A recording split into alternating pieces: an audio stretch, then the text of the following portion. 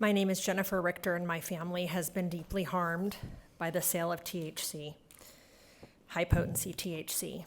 Our 24-year-old son was healthy, athletic, and successful, and began using synthetic THC vapes and other high-potency products that he purchased from a shop in Austin. Within months, he couldn't eat, he lost 40 pounds, he became paranoid, and he suffered a terrifying psychotic episode. We have no family history of mental illness. One night I had to lock myself in my room, afraid of my own son. He destroyed our kitchen. He took a corkscrew to our refrigerator, to all of our countertops. He thought people on X were coming to murder us, and he nearly confronted a neighbor at 2 a.m. At Seton downtown, the psych pods were filled with young people his age, all with cannabis-induced psychosis, something they told me that they were seeing regularly. I had no idea what it was until that night. Just Google high-potency THC and psychosis. The evidence is overwhelming. I did it when I got home that night, and this is what I found. The Atlantic, marijuana is too strong now. Literally the first sentence.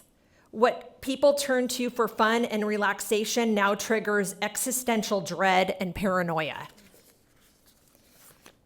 Yale School of Medicine, rising THC concentrations can pose health risks. NPR, highly potent weed has swept the market, raising concern about health risks. NBC News, high-potency THC and psychotic disorders. And CNN, high-potent weed creating marijuana addicts worldwide. The FDA says that 10 milligrams of THC can cause psychosis.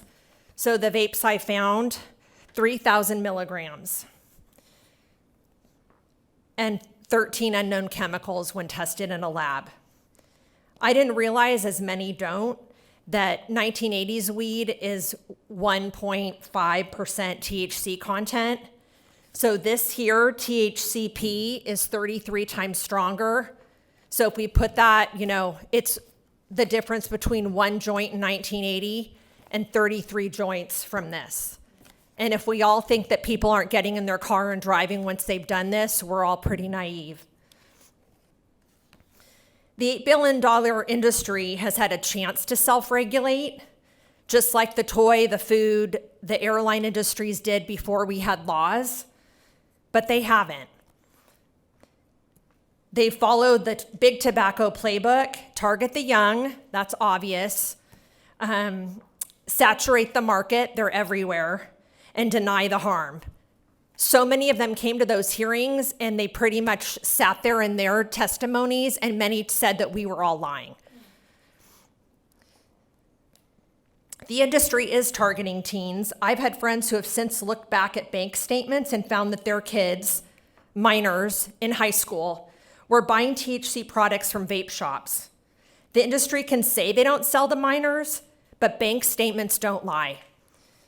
On Highway 71 between 620 and Southwest Parkway, on the right side of the highway, you can see 3 vape shops. You can hit them within about 20 seconds. That's predatory. I posted our story on Facebook. It took me a while to do it. And within 30 minutes, friends of friends, strangers, had messaged me. One was a mom in the Lake Travis area that told me that her 19-year-old son in 2023 had been using cannabis. He would buy vapes, she would get rid of them, he would buy them again, and he ended his life. Another is a single mom in Lakeway that told me today she is spending $4,500 a day for rehab for her 19-year-old son who had cannabis-induced psychosis. And last night, I have a longtime friend who lost her brother to suicide when he was 23. And she messaged me to let me know, to thank me for coming today, and told me, I'm glad you're standing up and saying something, because my brother was using cannabis and went in psychosis, and that's when he shot himself in the head.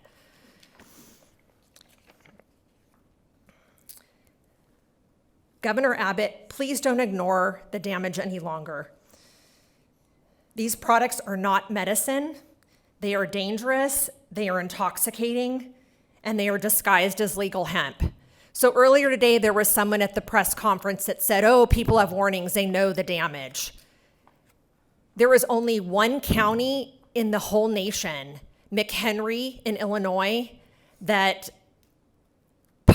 is required by their attorney general to post warning signs for psychosis, or that the FDA does not consider these approved for medicinal purposes. So I call BS on that. People are not warned. And this is another vape my son used. It is distributed out of South Carolina, has a California warning label, yet it's illegal in California. It talks about the chemicals, but they don't know what chemicals are in them. And half of the COAs, the certificates of analysis, have varied, who knows how to probably even read them, A, as a consumer, but B, some of them are not accurate. A lot aren't. And then it gives warnings. Nowhere in that warning does it talk about psychosis. And we're seeing it worldwide. There are families that are on a Facebook page that we're on, thousands and thousands, from as far as Australia, the UK, Germany, everywhere. And just this morning, 15 new families joined.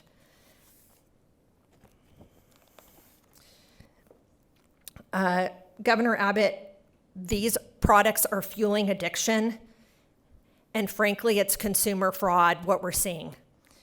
Texans are counting on you, please, to stand by the side of public health, safety, and to protect Texans. Please sign SB3 into law.